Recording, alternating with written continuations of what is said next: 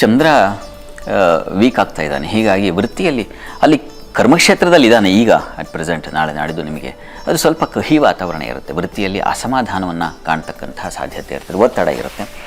ಕುಟುಂಬ, ಹಣ ವಿಚಾರ, ಆಹಾರ ವಿಚಾರಗಳಲ್ಲಿ ಸ್ವಲ್ಪ ತೊಂದರೆ, ಮಾತು ಘರ್ಷಣೆಗಳಾಗಬಹುದು, ನರ ಸಮಸ್ಯೆಗಳು, ದುಃಖದ ವಾತಾವರಣ ಸ್ವಲ್ಪ ಕಹಿಯಾಗಿರ್ತದೆ ವಾರದ ಆದಿ ನಿಮಗೆ. ಕಾರಣ ಜನ್ಮಾಧಿಪತಿನೂ ವೀಕ್ ಆಗಿದ್ದಾನೆ.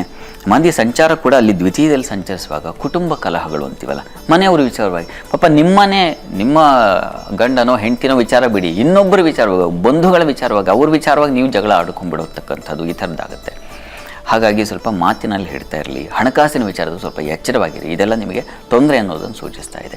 ವೃತ್ತಿಯಲ್ಲೂ ಅಷ್ಟೇ ಸ್ವಲ್ಪ ವಾತಾವರಣ ಕಹಿಯಾಗಿರುತ್ತೆ. ಸ್ತ್ರೀಯರಿಗಂತೂ ಸ್ವಲ್ಪ ಅಸಮಾಧಾನ, ದುಗುಡ, ದುಮ್ಮಾನ ಈ ಥರದ್ದು ಒಂದು ವಾತಾವರಣ ಇರುತ್ತೆ. ಸಂಕಟ ಹೇಳ್ಕೊಳಕ್ಕಾಗಲ್ಲ, ಬಿಡೋಕ್ಕಾಗಲ್ಲ ಅಂಥದ್ದೊಂದು ಪರಿಸ್ಥಿತಿ ನಿರ್ಮಾಣವಾಗುತ್ತೆ. ಸ್ವಲ್ಪ ಬಲ ಬೇಕು, ಆರಾಧನೆ ನೋಡೋಣ. ಇನ್ನು ವಾರದ ಅಂತ್ಯ ಭಾಗದಲ್ಲಿ ಗಮನಿಸೋಣ.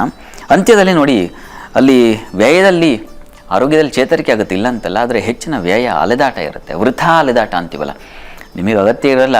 ನಾನು ಯಾಕಾದರೂ ಹೋಗಬೇಕಾದ ಪರಿಸ್ಥಿತಿ ಬರುತ್ತದೆ, ಹೋಗೋಕ್ಕೆ ಇಷ್ಟ ಇಲ್ಲ, ಹೋಗಲೇಬೇಕು ಅಂಥದ್ದೊಂದು ವಾತಾವರಣ ಹೆಚ್ಚಾಗಿ ನಿರ್ಮಾಣ ಆಗುತ್ತೆ.